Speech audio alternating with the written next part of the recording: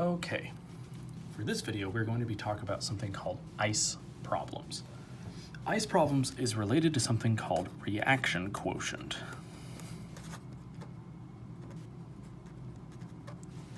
Which is abbreviated as a Q. Okay. Q is almost sort of like Kc. It's like Kc but not at equilibrium.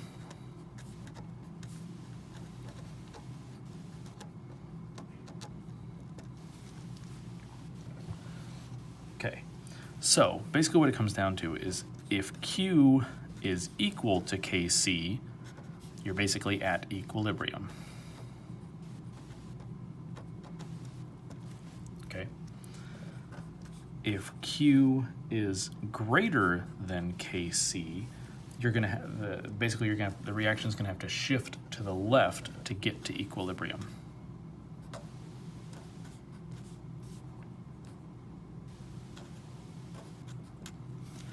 And if Q is less than Kc, you're going to have to shift the whole reaction to the right to get to equilibrium. Okay, I am going to work through a couple examples to kind of explain how to apply this concept. Okay, so in other words, reaction quotient is products over reactants raised to the coefficients just like we're used to, but you're just not at equilibrium. Okay, so let's try an example. So let's say we're running some reaction, H2 plus I2 forms an equilibrium with HI, two HIs. Okay, we've seen this reaction in this chapter a bunch of times. Variation of it, I think we saw it backwards, but it's the same concept.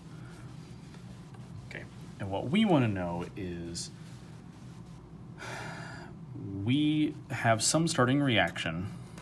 So suppose we have 0.500 molar H2 and 0.500 molar I2, and they react to form HI. Okay, just like we've got written here. Okay. And these are the initial conditions. We want to know if the concentration of HI is equal to 0.900 molar at equilibrium. We want to know what is Kc. So basically, we have starting conditions, and then we know what the HI is at equilibrium. We want to know what is Kc. So the way these problems work is we still have the balanced equation. I'm going to rewrite it because I need it to write stuff underneath of it to see how things are changing. We have the initial concentration, which is the I in our ice problem. We're going to have some sort of change, and then we're going to have the equilibrium.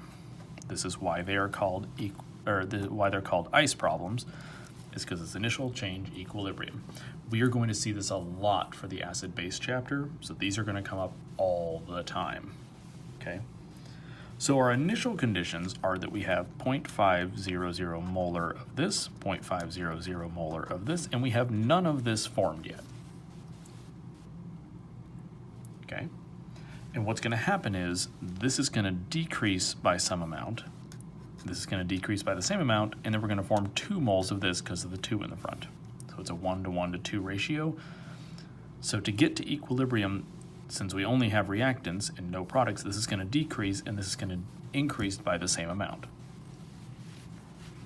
Okay. So at equilibrium, this is equal to 0.500 minus x, and this is 0.500 minus x, and this is 2x because this was starting at 0. Okay. But we know this number, so I'm actually going to replace this with 0.900 molar because this tells us at equilibrium the value is 0.9. Okay? So because we know all of the numbers in this column, So basically, since we know that 0 plus 2x is going to be equal to 0.900, we can solve for x.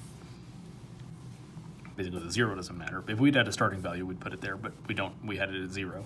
So basically, 2x is equal to 0.9. So x is equal to 0.450 molar.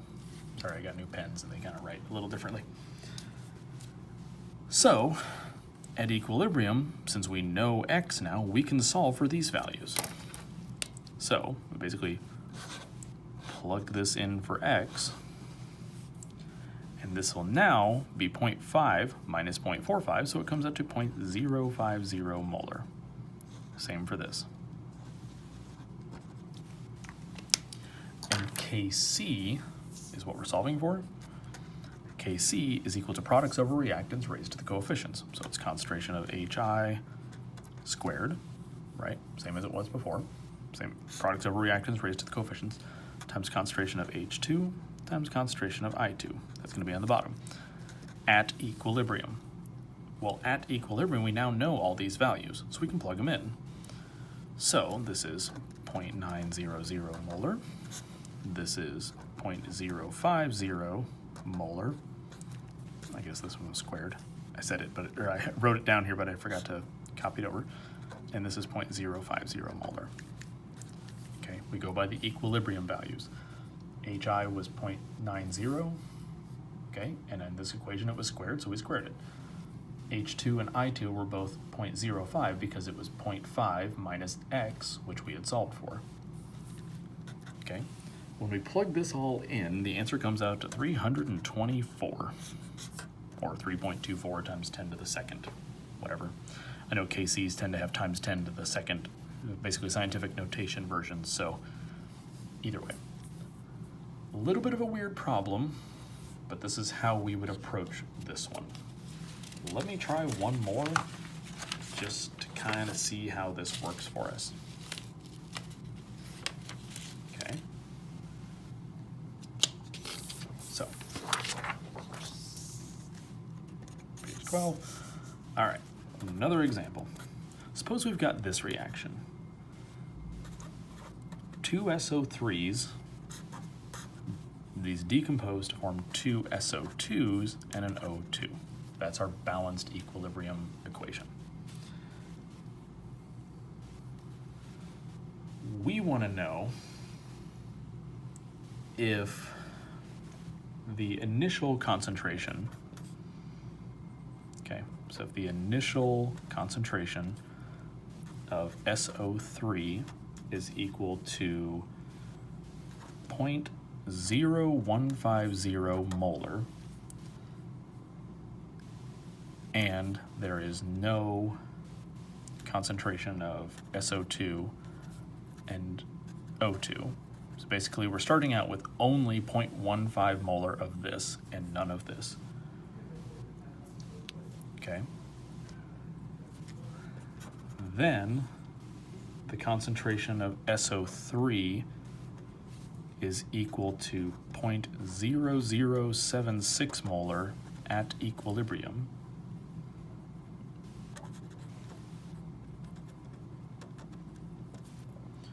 We want to know what is Kc. So we're solving for Kc again. Okay. So we're going to use the ice method again. Let's see what happens. Okay. So our balanced equation, I'm rewriting it. Two SO3s at equilibrium with two SO2s and an O2. So the initial conditions, I'm just writing it as I wrote it, the whole word out before so you could see what ice stood for. But the initial conditions are that we have 0.0150 molar of this, and 0 of this, and 0 of this. To get to equilibrium, what's going to happen is this is going to decrease by some amount, which we're going to do as 2x because there's a 2 in the front. And for every 2 of these, we'll produce 2 of these and 1 of these. Okay. Basically, it's because we're starting with only reactants, it's got to shift to the right to make products. Okay.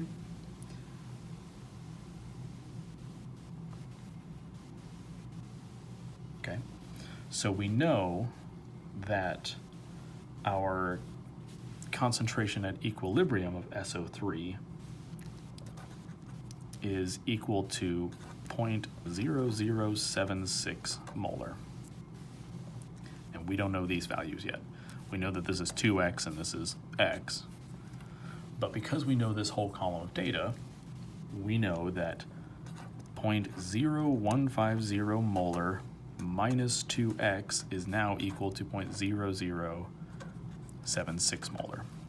So we can solve for x, which will allow us to plug in for these, and we can take products of reactants raised to the coefficients and solve for this. Okay? So, calculator. I can basically plug everything in. Before it was just like dividing by 2 and I figured it out in my head. Okay, so basically to solve for x, we need to, I guess I'll do this in a different color here. Subtract this off of both sides. Okay, so that cancels out, and we're left with negative 2x equals 0.0076 minus 0.0150. We get a negative number, but that works out okay.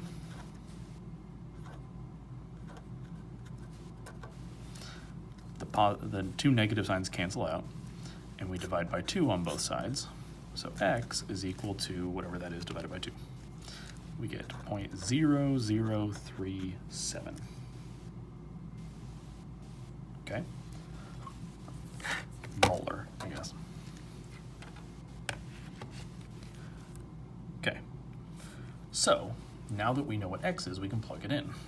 So, I guess we'll do this in blue, I don't know. So 2 times 0.0037 molar should be 0.07.